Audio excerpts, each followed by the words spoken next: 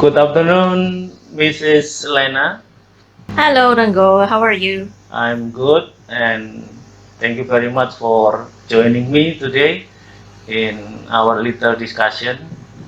And You're welcome. can you tell me about yourself first to introduce your background, for example? My background. Okay. Right now, I'm teaching at an institution that prepares Indonesian students to study overseas. Mm, And so I prepare the students by teaching them about the SAT. mm, The SAT is a test mainly required by US universities, but there are also other universities in different countries that require the SAT. So I teach mainly the reading and writing part of the SAT. reading So and that's writing. my background right now. Okay. But I have also a lot of experience in teaching English, as well as being a lecturer in at university, teaching English literature, as well as preparing students for TOEFL and then the IELTS, yeah, and as well as teaching general English, and that happens actually in language centers. So I've taught in, I guess, two or three well-known language centers in Bandung. Mm. So that's my experience. Okay. Talking about English for Indonesian people, maybe it is not easy or maybe difficult. So, can you tell me about your experience that you have since you are a child until now? So, how can you learn English until you really like and enjoy it, and you want to share your English skill or experience with other people? Mm-hmm. Sure. I actually didn't discover English until grade 7. So in grade 7, I started learning English in Sorry, school. did you study in a national school or private school or bilingual school? Maybe can you tell a little bit? In a in a private school. When I was in school, there were no bilingual schools. There were only international schools, Okay. and of course, at that time, if you're not a foreigner or half a foreigner, then you weren't allowed to study in an international school. And like I said, when I was little, there were no bilingual schools. So I went So, to a private school. sorry. So So you live in Bandung from you were a child until now, or you have been around Indonesia before? no, actually, I was born in Bandung, and then when I was in grade 2, second grade, I moved to Semarang Mm. and lived there for about 5 years. And then I moved back to Bandung when I was in grade 7. So Okay. that's when I actually started learning English So in you school. can continue your story now. After that. Okay, sure.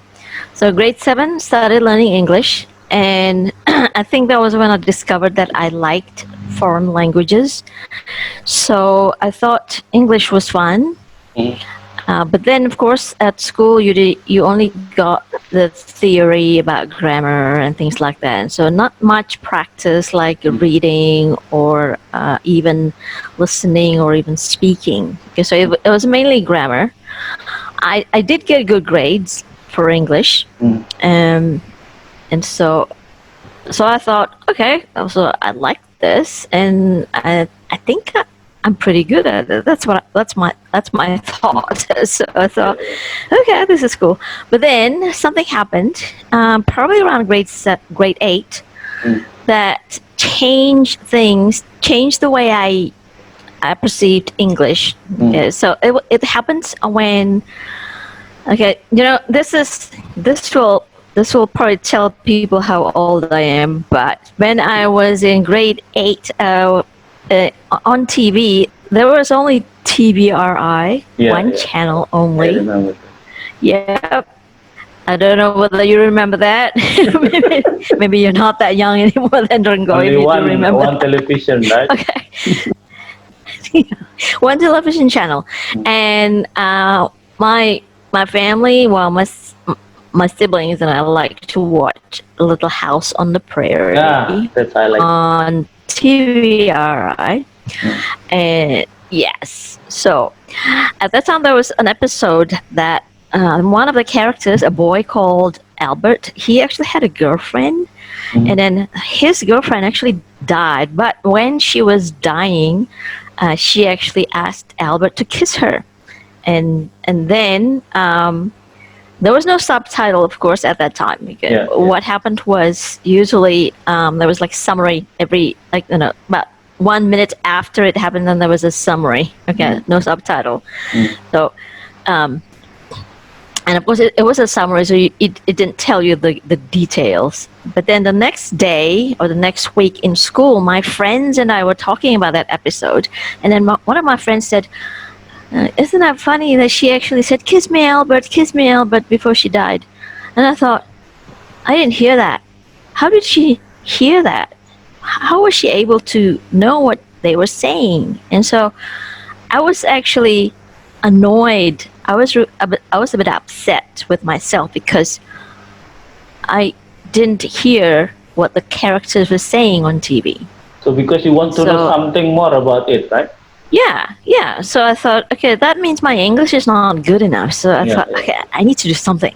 And so after that, actually, you know what I did? I actually, every time I watch TV, any American series, okay, I Mm. would turn the volume up Oh, really? really high so I could hear everything, every single thing that they said.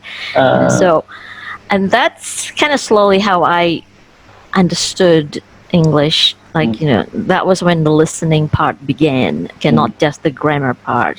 Okay. Mm. But also, grade 7, I was already back in Bandung, and my school actually had a very good library. Yeah. Um, I did start reading, even though it wasn't. You might probably think that this was one because I didn't start reading normal books, novels like abridged or simplified novels, but I actually started reading Peanuts Peanuts. comics. What is that? Snoopy and Friends. Oh, Peanuts. Snoopy, I Charlie remember. Yeah, okay. Brown. Yeah. The I little don't boy know character, right? why. Yeah. So I don't know why, but my school at that time actually had almost complete collection of Peanuts. Wow. And so I started reading them, and I thought, slowly I was starting to understand bits and pieces. I mean, I didn't understand most of the humor, of course, because that is, I guess, there's something different. You have to understand humor. Well, Oh, you yeah, do yeah. understand The humor culture if also. Yeah, the background. Yes, it is very cultural. Mm. Yes, but I began to understand little by little what the characters were saying, and so, and that's how I grew, how my English grew, and actually by grade 10, I was actually able to speak English. Mm. Um, probably not, probably not high level English, but I was But conversational you English. speak confidently, right? When at that time. Yes, I think so. Because I think I was learning mainly from TV, and so I thought, oh yeah, now and because when I started in grade 8, turning up the volume every time I saw a TV series. Okay, slowly I was able to pick up what they were saying. Slowly I was able to understand what they were saying, and so okay, that's how you say it, and then that's the right pronunciation, etc. And so I was thinking, okay, I could do it, and like usually when in my school there were like exchange students Yeah, yeah. from the US and things like that, and I was able to actually have a conversation with them. Probably not deep and meaningful things, but very conversational stuff. Can you tell your Teenagers. school maybe, or is it just a private information for you? Um, I guess I can. So I went to Saint Angela in Saint Bandung. Angela, Yes. Catholic school. Yes. Okay. Hmm. Yeah. So yes, they had a good library, and then also, so I guess in a sense, it's like the the English I got from school, and also the English I got out of the classrooms. They it actually completed each other. Mm. Okay. So I got the grammar from school, and then I got the listening part and speaking part from TV, from books, Any as well as different from. ways you do it, yeah, just to make your English improve, right? Mhm, yeah, but you do have to actually, I guess, do all the four skills. The four skills are listening and then speaking, reading Yeah. and writing. Okay. Okay, four of them you have to actually practice them. Mm. So in this way, of course, the listening I got from the TV, and then the speaking. Uh, Also, I got from TV because I learned actually the how to say things and then the right pronunciation, etc. And then the reading I got from reading, Mm. even though it's peanuts. Okay, but the writing, I guess, not much writing practice, but some in school. Mm. Did your teacher ask you to do writing at A that little bit, age or at that class? just a little bit paragraphs. Okay, sentence maybe Yeah, that, and then. well, paragraphs, and that's about it. I think because you couldn't really do much in a school setting because of the different levels of English that the students have. Mm. So it was mainly paragraphs. So at that time, yeah. Okay, and then how do you use the time when you have exchange students to make your English more improve, more challenging maybe for yourself? uh, talk with them, ask them questions about their countries, their hometowns. Yeah, so mainly that. Yeah. Okay, last time you told me that we can learn from BBC, from another radio station, for example. So how did you get that idea, or it's just your Oh, conclusion after a long time you study English? uh, well, when I was in high school, there was no internet, of course, and so Mm. I didn't actually get to listen to the BBC or anything like that. So it was mainly the TV. Thank you, TVRI, because there was no subtitle. I was actually Yeah. forced to understand what the people were saying. Okay, Mm. um, I think yeah, listening is actually important. Um, I mean, I guess if you watch a movie like a TV series, then you can actually learn how to use a language in Mm. daily life. Mm. Okay, but then if you listen to the BBC, for example, you can actually learn a little bit more because the English is more advanced. So I think it's very good to actually, yeah, listen to those. I didn't actually start listening to BBC or CNN until I don't know, a few years ago. I think cable TV. When did it start in Mm. Indonesia? I don't know. Okay. So yeah, so cable TV first, and then the internet, or is it the other way around? Maybe both at the same time, around the same time. Yeah. Okay. Can I ask you something about phenomena that happened recently? Did you know Rich Brian? Sorry, who? Rich Brian, Indonesian rapper that become worldwide. Okay. No. Compared to your experience, that he was also a kind of self learner from YouTube channel, and then try to understand the American culture with the lyrics in the rap song, for example. So, what do you think about the comparison between educated learner and self-learner here in learning English? That's a good question. I don't know Rich Bryant, and so I don't know what his English is like. Um, I think you need both. Okay. You do need to know the lingo, the slang sometimes to understand, especially if you young people these days, Yeah. people don't actually speak formal Mm, English, mm. okay, on YouTube and etc. But also you do need the educated academic English like the BBC or CNN, Okay. okay, so that you can actually learn something more from academic sources. Okay, so because, for example, if you read a book, okay, nonfiction, that would be informal English, academic English. Okay, so if you want to learn from that, then you do need to know academic English. So, but yeah, I think both are as important. So, self learners like Rich Brian, probably I'd say he learns a lot about conversational or informal English from YouTube. Yeah. But then at the same time, um, if you're, I guess, if you're learning the formal English only, you don't actually know much about the culture, Yes, yes, okay. the language, the everyday language of the people. Mm, Yeah. okay. And then now let's talk about your journey when you think that teaching English is your kind of comfort zone, maybe, or your enjoyable area.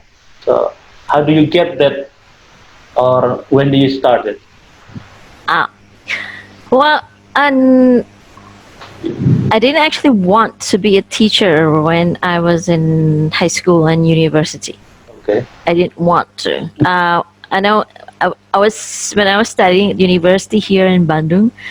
My lecturer said, "Do you want to teach here? Do you want to teach here?" Even the admin people said, "You should teach here." So Okay. I said, "No, no, no, no, no. I don't want to be a teacher again." Mm, So, but then right after university, I actually went overseas. I actually joined a drama company, mm, and because after university, uh, most people, well, most English majors graduates, they would become a secretary or work in a textile company, mm. etc. And I'm thinking, I don't want to be to be working in an office. Yeah, Just the same. no, yeah. So I thought, okay, I'll join this drama group, and I did. So it was an eye opener, I suppose, because I went to Australia and then I got to learn the culture, the people, Mm. and of course I had to memorize scripts in English. Oh, So in that way, my English yeah, level had to go up. yeah. Because I had to speak it every day and I had to memorize lines in English. And after about 3 months, I actually started dreaming in English. Okay. Oh, really? So, yes. So, wait. Someone said that if you start dreaming in another language, it means you already live with it, right? Do you agree with that? Yeah. Hmm. So, Yep. and what happened after that?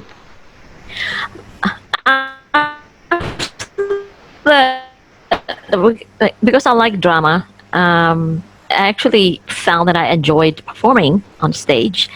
And then, so after that, when I came back to Bandung, I thought, I still don't want to work in an office. So I think I'll be a teacher. I think I actually want to be a teacher because in the drama company, sometimes we would conduct drama workshops.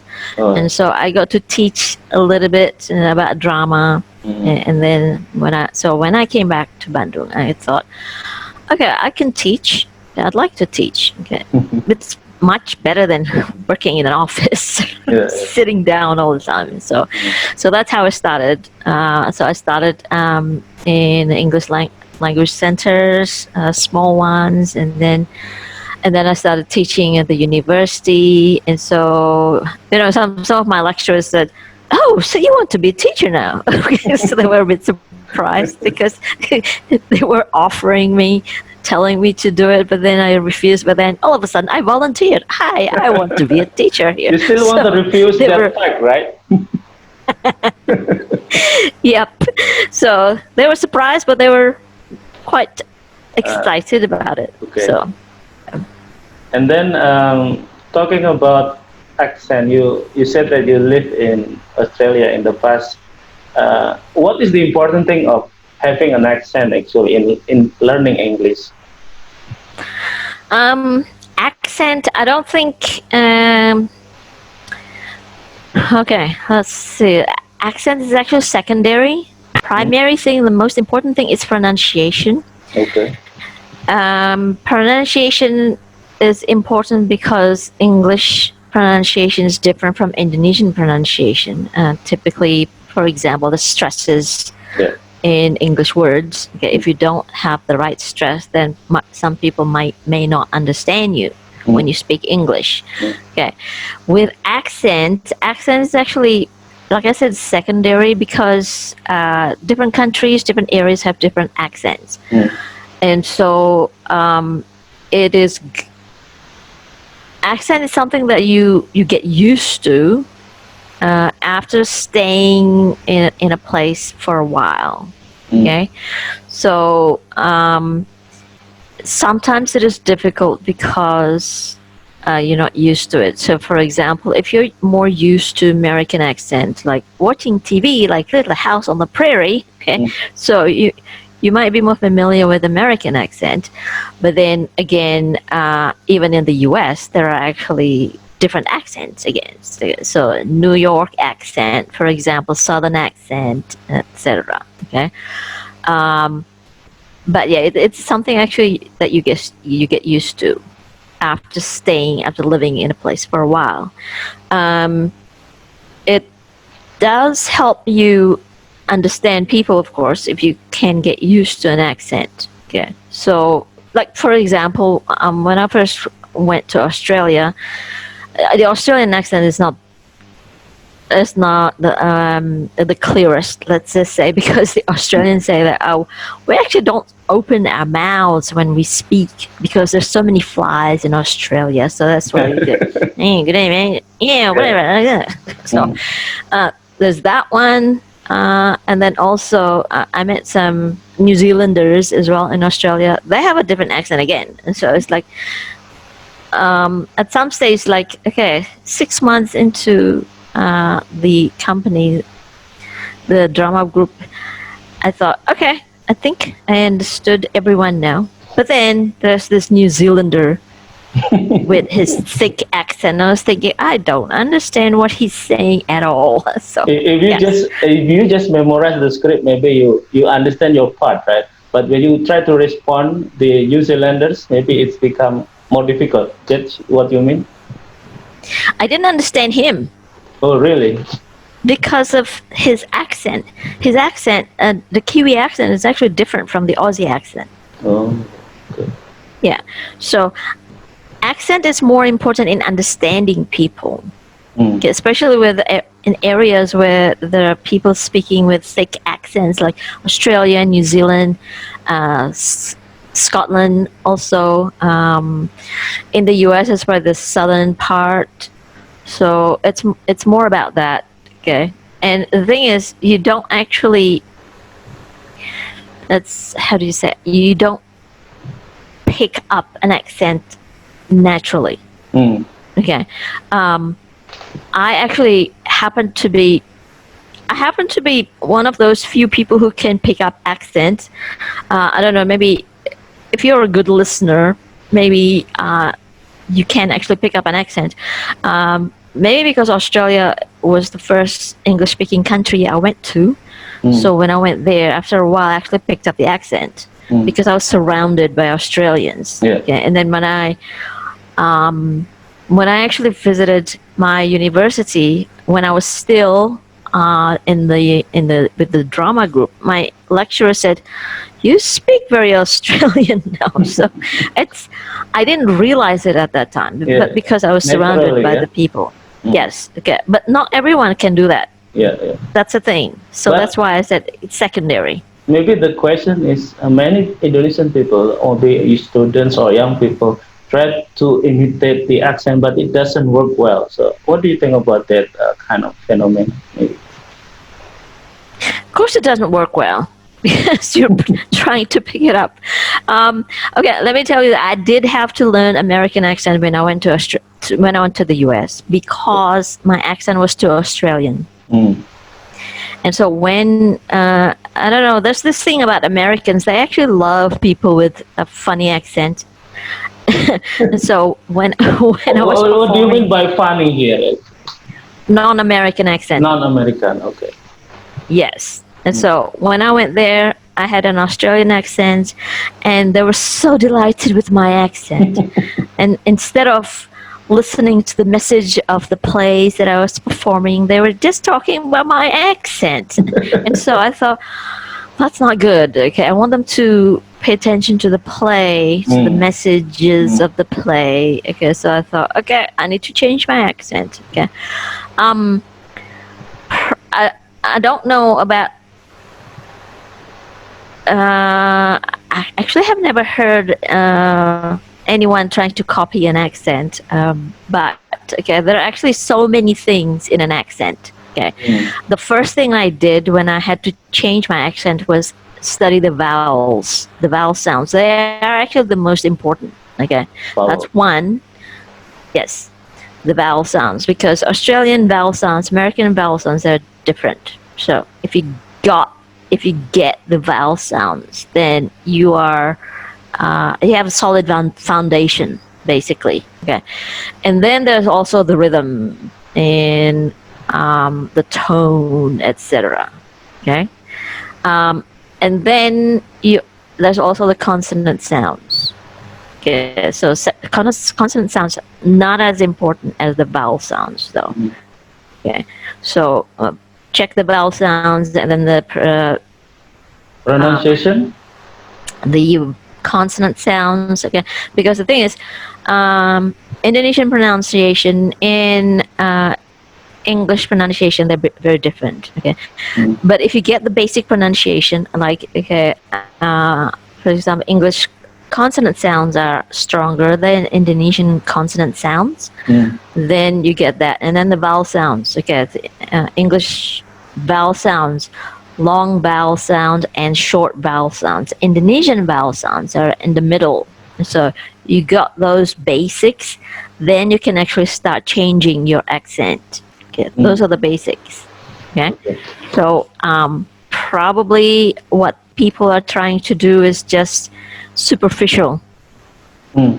Yeah, because oh, it kind of sounds like that. So maybe just copy the rhythm only. Mm. Maybe just copy the tone, but not actually the basics, like the phonemes, phonemics, the vowel sounds and consonant sounds. Okay. So yeah. Because you said before about Indonesian, there is a bigger question about accent actually. Should we build our own Indonesian accent compared to other countries because they have their own also. For example, when we talk about Indian people or Pakistanis people, Australian, etc. So, because when I watched one of YouTube channels, there was someone who said that why don't Indonesian people make their own accent? Actually, I don't know about. Do you agree about that, or is it necessary for us? Accents are not something that you make up. Accents are something that comes naturally. Hmm. Okay. Accents actually, especially if your first language is not English, then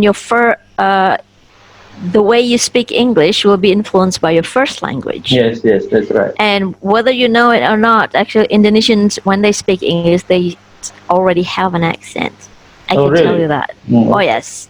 So whenever someone speaks English, okay, if I can't see the face, Hmm. okay, I can see the skin color and everything. You can I can recognize the usually person, yeah. tell. Yes, I can usually. Okay, this sounds Indonesian. Yes, because they do have an accent already. You don't Uh, make them up. yeah, because the fact is we have so many languages in the country, right?